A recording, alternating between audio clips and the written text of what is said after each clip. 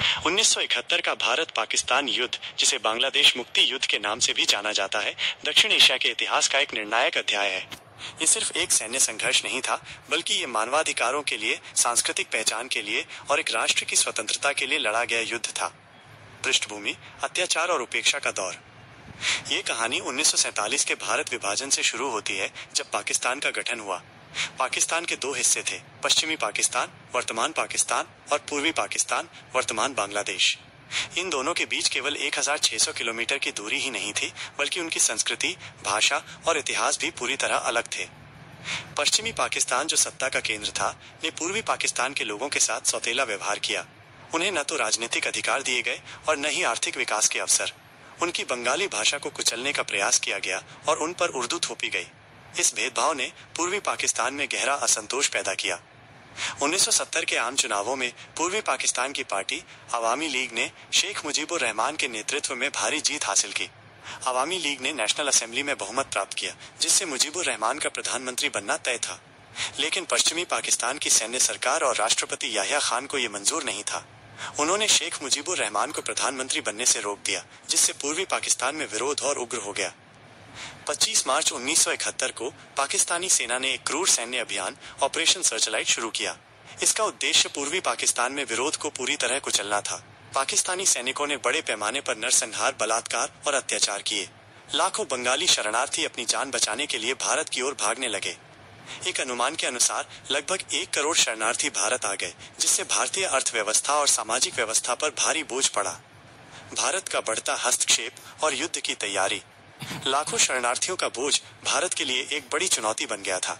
प्रधानमंत्री इंदिरा गांधी ने अंतर्राष्ट्रीय समुदाय से अपील की कि वे इस मानवाधिकार संकट पर ध्यान दें, लेकिन अमेरिका और चीन जैसे देशों ने पाकिस्तान का साथ दिया। भारत ने समझ लिया था कि इस समस्या का समाधान तभी हो सकता है जब पूर्वी पाकिस्तान को आजादी मिले। भारत ने पूर्वी पाकिस्तान के स्वतंत्रता सेनानियों, मुक्ति वाहिनी को प्रशिक्षण, हथियार और आश्रय देना शुरू किया। भारतीय सेना के तत्कालीन सेनाध्यक्ष जनरल सैम मानेकशॉ ने रणनीतिक रूप से युद्ध की तैयारी की। उन्होंने इंदिरा गांधी को समझाया कि मॉनसून खत्म होने तक इंतजार करना जरूरी है, ताकि सेना की गतिशीलता प्रभावित न हो। सोवियत संघ ने इस दौरान भारत का साथ दिया। अगस्त 1971 में भारत और सोवियत संघ के बीच एक शांति, मित्रता और सहयोग संधि पर हस्ताक्षर हुए, जिसने भारत को अंतर्राष्ट्रीय समर्थन दिया। युद्ध का आरंभ, ऑपरेशन चंगेज खान और भारत का जवाबी हमला। 3 दिसंबर 1971 को पाकिस्तान ने एक दुस्साहसिक कदम उठाया। उन्होंने भारत के 11 हवाई अड्डों पर अचानक हमला कर दिया, जिसे ऑपरेशन चंगेज खान नाम दिया गया। इस हमले के बाद इंदिरा गांधी ने आधी रात को राष्ट्र को संबोधित किया और औपचारिक रूप से पाकिस्तान के खिलाफ युद्ध की घोषणा की। इसके बाद भारतीय सेना ने पश्चिमी और पूर्वी दोनों मोर्चों पर जोरदार जवाबी हमला शुरू किया। पूर्वी मोर्चा, ढाका की ओर तेज बढ़त। पूर्वी मोर्चे पर भारतीय सेना ने बांग्लादेश के अंदर 3 तरफ से प्रवेश किया। 1. पूर्व से लेफ्टिनेंट जनरल सगत सिंह के नेतृत्व में आईवी कोर ने त्रिपुरा से प्रवेश किया। 2. उत्तर से लेफ्टिनेंट जनरल जगजीत सिंह अरोड़ा के नेतृत्व में 2 कोर ने बंगाल की ओर से प्रवेश किया। 3. पश्चिम से लेफ्टिनेंट जनरल सगत सिंह के नेतृत्व में 33 कोर ने सिलीगुड़ी से प्रवेश किया। भारतीय सेना ने मुक्ति वाहिनी के साथ मिलकर पाकिस्तानी सेना पर दबाव बनाया। भारतीय वायुसेना ने पाकिस्तानी ठिकानों पर हमला किया और उन्हें हवा में कोई फायदा नहीं उठाने दिया।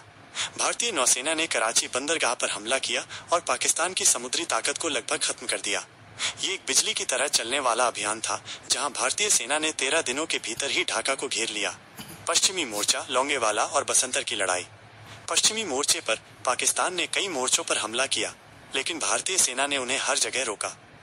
लोंगेवाला की लड़ाई। 4-5 दिसंबर की रात को राजस्थान के जैसलमेर में लोंगेवाला चौकी पर पाकिस्तान की 45वीं इन्फेंट्री ब्रिगेड ने हमला किया। इस चौकी पर केवल 120 भारतीय सैनिक थे, लेकिन उन्होंने पूरी रात पाकिस्तानी टैंकों का मुकाबला किया। अगले दिन भारतीय वायुसेना ने हमला करके पाकिस्तानी टैंकों को भारी नुकसान पहुंचाया और उन्हें पीछे हटने पर मजबूर कर दिया। ये भारतीय सेना के शौर्य का एक अद्भुत उदाहरण है। बसंतर की लड़ाई। ये युद्ध की सबसे बड़ी टैंक लड़ाइयों में से एक थी। भारतीय सेना की 54 इन्फेंट्री डिवीजन ने पाकिस्तान के बसंतर क्षेत्र में प्रवेश किया और पाकिस्तानी टैंकों को भारी नुकसान पहुंचाया। अंतिम क्षण, आत्मसमर्पण और एक नए देश का जन्म। 14 दिसंबर को भारतीय सेना ने ढाका पर कब्जा कर लिया और पाकिस्तानी सेना के लिए कोई रास्ता नहीं बचा था।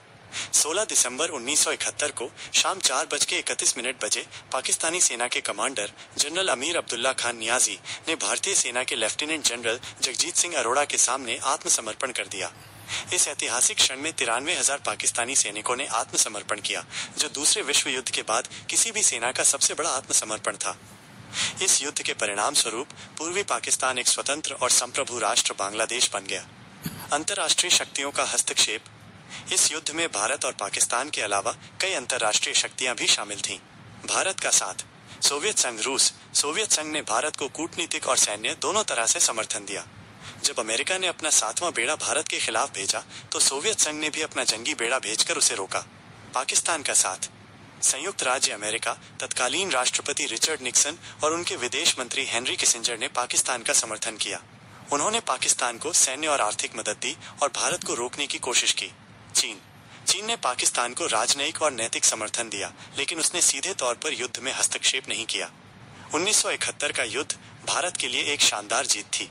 ये केवल एक सैन्य जीत नहीं थी, बल्कि ये भारत की क्षेत्रीय शक्ति और कूटनीतिक कौशल का प्रमाण भी था। 1971 का भारत पाकिस्तान युद्ध, जिसे बांग्लादेश मुक्ति युद्ध के नाम से भी जाना जाता है, दक्षिण